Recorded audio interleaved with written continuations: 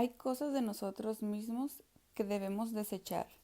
Hay cosas que necesitamos cambiar, pero al mismo tiempo no necesitamos ser demasiado desesperados, demasiado despiadados, demasiado combativos.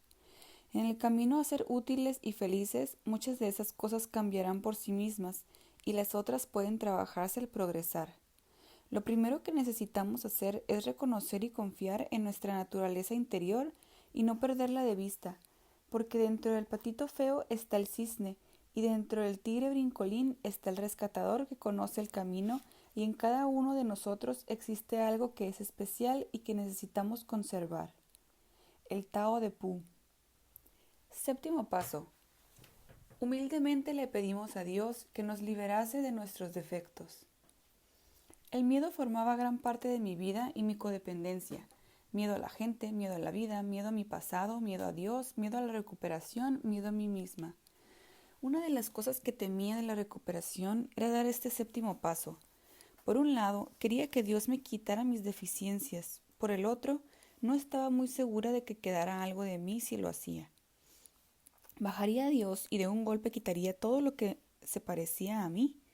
¿Me convertiría en una santa?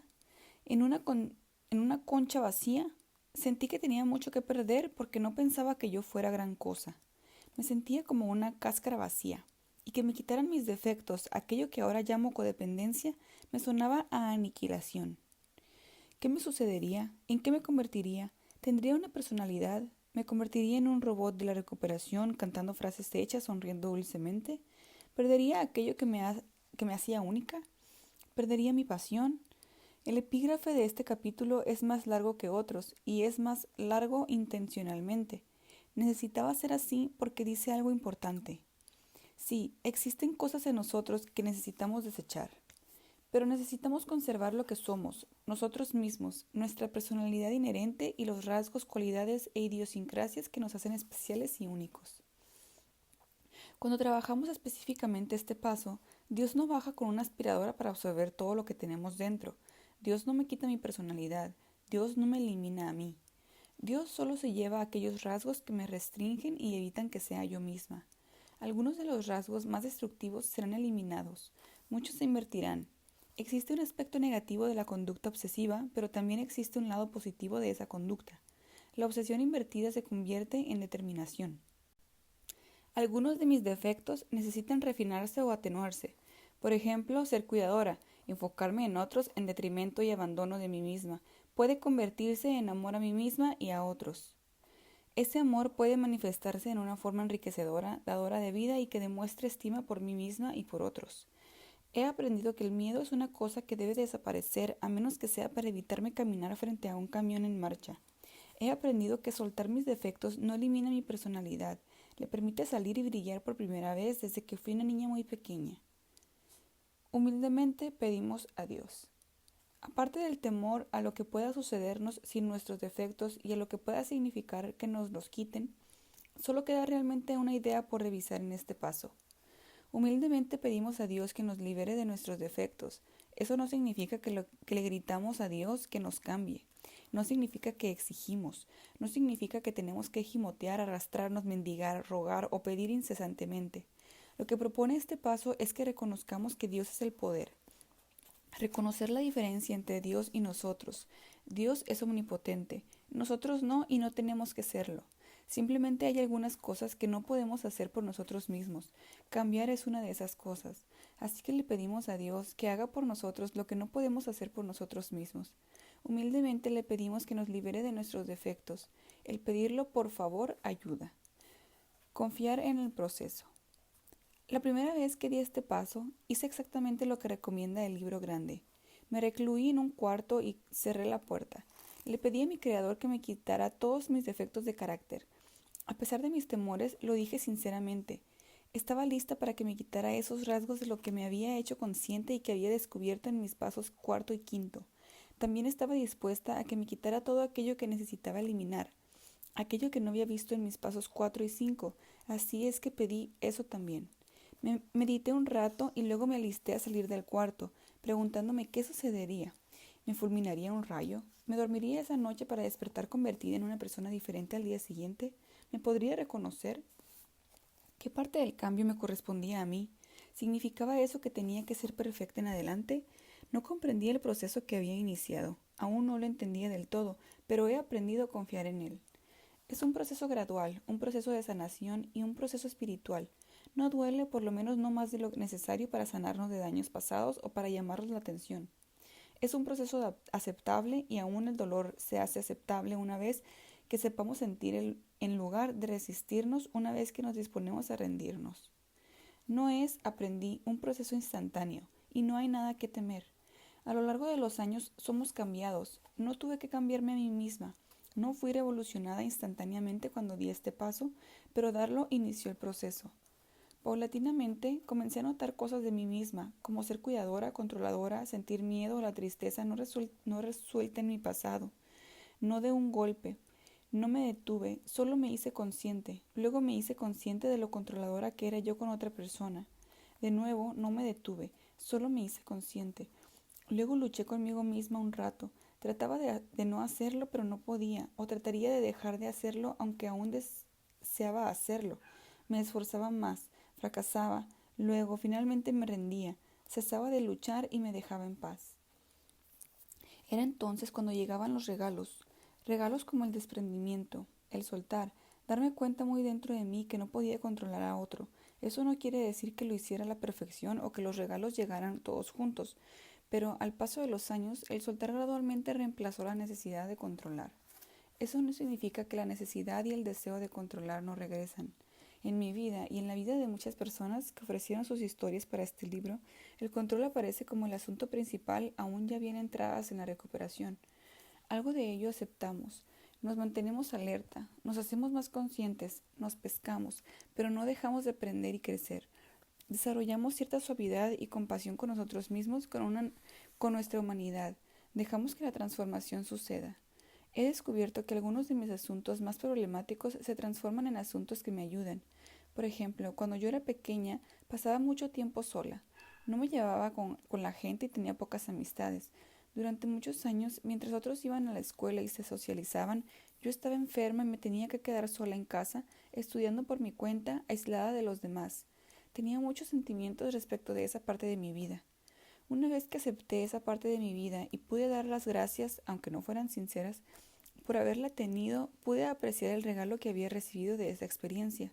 Aprender a estar sola, aprender a estudiar sola, aprender a pensar en forma independiente, se convirtió en uno de los rasgos que me calificaban para mi actual ocupación, la de ser escritora. Un aspecto negativo se convirtió en uno positivo en mi vida. Estoy asombrada de las múltiples formas en que la gratitud, la aceptación y el trabajar este programa nos pueden transformar y transformar algunos de nuestros rasgos más problemáticos. Durante años me privaba de cosas, por hacerme la mártir o a veces por ninguna razón. Una vez que pude canalizar esta habilidad, aprendí a privarme de cosas en forma temporal mientras trabajaba para alcanzar mis metas. He visto a personas en el inicio de la recuperación de la codependencia arreglárselas, luchar y privarse de cosas sin razón o con la esperanza de salvar una relación en particular. Una vez entradas en recuperación, he visto a estas mismas personas usar esa habilidad para aguantar, avanzar y privarse de algo para ayudarse a terminar una carrera o iniciar sus propios negocios o hacer otra cosa en su propio beneficio. Un rasgo de carácter se canalizó en otra dirección. Un deseo de controlar puede atenuarse con los límites apropiados y respeto y luego canalizarse hacia habilidades administrativas y de liderazgo. Toda la energía que invertimos en odiarnos y estar a disgusto con nosotros mismos puede convertirse en energía positiva, puede usarse para amarnos a nosotros mismos. Una parte de las actitudes de ser cuidadores y sobrecuidar sin fin que regalamos al mundo puede volverse hacia nosotros mismos hasta que verdaderamente aprendemos a amarnos y cuidarnos, y así funciona. Sí, estamos mejor sin algunas cosas podrían invertirse, algunas cosas habrá que trabajar con la ayuda de Dios a través del tiempo, algunas cosas aprenderemos a aceptar. Quizá nunca sea yo una buena cocinera y no estoy segura de que me interese. Acepto eso de mí misma. Si ha de cambiar algún día, lo hará. Por ahora no me interesa cambiar ese rasgo particular. Algunas cosas las hago bien, algunas mediocremente, algunas no las hago. Eso está bien. Entre más tiempo trabajemos estos pasos, mayor perspectiva tendremos respecto de nosotros mismos y de nuestro pasado. Entre más plenamente permitamos la sanación de nuestro pasado, más podremos ver y aceptar los regalos de ese pasado. Una vez que superemos la amargura, podremos recibir el regalo de cada relación, aun de las más dolorosas. Seremos sanados, llegará el amor a nosotros mismos y a otros. Quizá el regalo más curativo de todos es la aceptación de uno mismo, una aceptación inmediata y siempre presente de uno mismo, de todo lo que somos y hemos sido y de todo lo que hemos vivido. Entre más podemos aceptarnos a nosotros mismos, más fácilmente nos convertiremos en quienes estamos destinados a ser. Este paso no nos absuelve de la responsabilidad de nosotros mismos, pero no tenemos que preocuparnos ni inquietarnos, no tenemos que forzar nuestra recuperación, no tenemos que rebajarnos ni criticarnos más por no ser capaces de cambiar algo de nosotros mismos. Nuestra tarea primaria es aceptación y amor por nosotros mismos. A partir de ello, todas las cosas buenas sucederán y nos llegarán. Seremos llevados hacia la sanación que necesitamos. Se darán situaciones, entrarán personas a nuestra vida, escucharemos una frase en una junta, alguien llamará y comenzará a hablar de algo que nos mueve, nos darán un libro, un pensamiento, una inspiración se nos ocurrirá. Quizás seamos llevados a un terapeuta privado o grupo especializado de recuperación. Quizás seamos llevados al conocimiento de otra adicción o problema en nosotros mismos y hacia la recuperación de éste.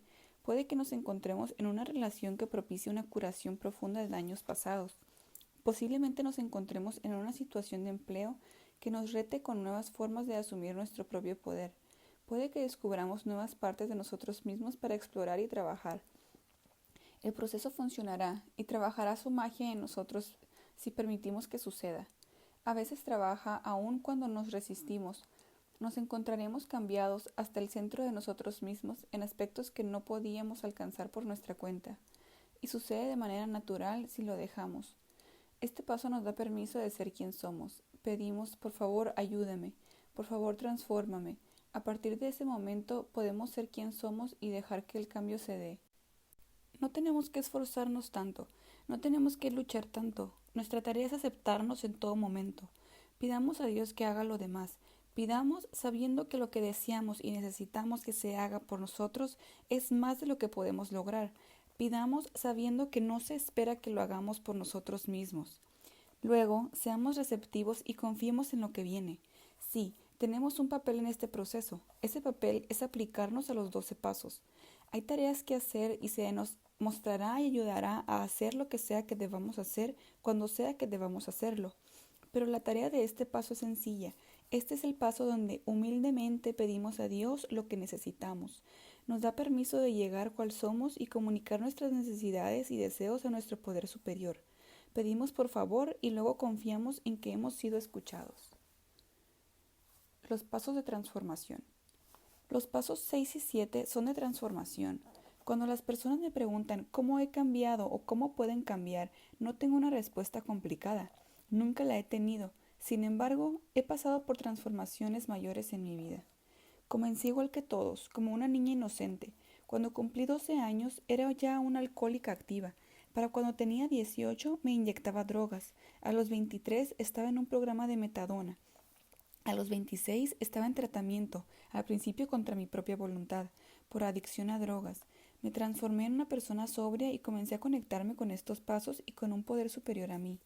Fui transformada de una persona obsesionada con las sustancias químicas en una persona dedicada a la sobriedad y a una nueva manera de vivir.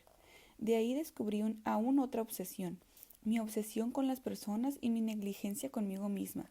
Descubrí una parte más profunda de mí misma, una parte llena de dolor y deseo, un agujero negro en mi alma. Al correr de los años pasé por otra transformación. Paulatinamente fui convertida en una persona menos miedosa, menos controladora y más enfocada en mi responsabilidad personal. Fui transformada de la mártir original en alguien dedicada a ser buena consigo misma. Aprendí a manejar sentimientos, comencé a ser sanada de la acumulación de sentimientos de mi pasado. Hasta lo vi transformado y comencé a comprender los regalos recibidos de todo ello, aun de los momentos más dolorosos. Diariamente sucede la transformación. Estoy encontrando que, entre más tiempo vivo, más me acerco a esa niña maravillosa e inocente que tengo dentro, más me acerco a la persona que era cuando comencé. Sin embargo, existe otra persona dentro, la persona que ha viajado conmigo durante todos estos años, que ha aprendido a sobrevivir, aprendido a pararse sola, aprendido a apoyarse, aprendido a cuidarse y que está aprendiendo a permitirse recibir afecto. Conmigo está esa persona que ha experimentado mucho en la vida, a veces por el camino difícil, y estoy aprendiendo a apreciar y valorar a esa persona también y todas sus experiencias, porque estas son lo que me ha convertido en mí misma. Cuando la gente me pregunta cómo cambiar, no puedo darle una conferencia intelectual, no puedo predicar, no puedo siquiera jactarme.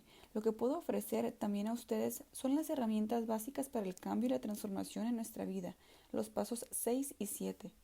Dispónganse, sean receptivos, pidan por favor y aprecien quiénes son en este momento. Nada puede interferir con el bien que te toca en la vida y en este programa de recuperación. Este paso no nos elimina. Abraza y reúne la belleza de ese infante inocente y natural que hay en cada uno de nosotros y lo combina con la sabiduría de nuestras propias experiencias. Nos capacita para realizar enteramente nuestro potencial. Nuestros regalos aumentarán y se acentuarán. Nuestras idiosincrasias se nos harán aceptables, a veces risibles. Nuestros aspectos negativos serán iluminados, aligerados, eliminados o al menos soportables. Pidamos a Dios que nos ayude, pidamos a Dios que nos cambie, pidamos a Dios que nos sane. Dispongámonos a que Dios nos sane, luego pidamos humildemente que Dios haga eso. Esa es la esencia de los pasos 6 y 7. Son el corazón de nuestra sanación. Actividades. 1. ¿Cuáles son tus miedos a ser cambiado? Escribe acerca de estos o habla de ellos con otra persona. 2. ¿En qué formas te has visto ya cambiado? ¿Cuánto de ello tuviste que hacer tú? ¿Cuánto se te dio el poder para hacer? Reflexiona acerca de la naturaleza gradual y natural del cambio en tu vida. 3. Escribir cartas es una herramienta favorita que yo uso. Escribe una carta a Dios tal como concibes a Dios. En esa carta habla de lo que te molesta y lo que te gustaría haber cambiado en ti mismo. Pide a Dios que te ayude a cambiar esas cosas en ti mismo y en tu vida que necesiten cambiarse. 4. Si tienes duda acerca de qué defectos de carácter trabajar en este momento, pídele a Dios que te muestre claramente qué asuntos de tu vida mejorarían si les aplicaras los pasos 6 y 7. 5. Haz una visualización creativa de ti mismo. Visualízate cómo te gustaría ser. Visualízate haciendo y siendo todo lo que te gustaría hacer y ser. Luego suéltalo. Regresa al ahora. Afírmate que es bueno ser quien eres. Afirma tu autoaceptación y el amor por ti mismo en el presente. Fin del 7º paso.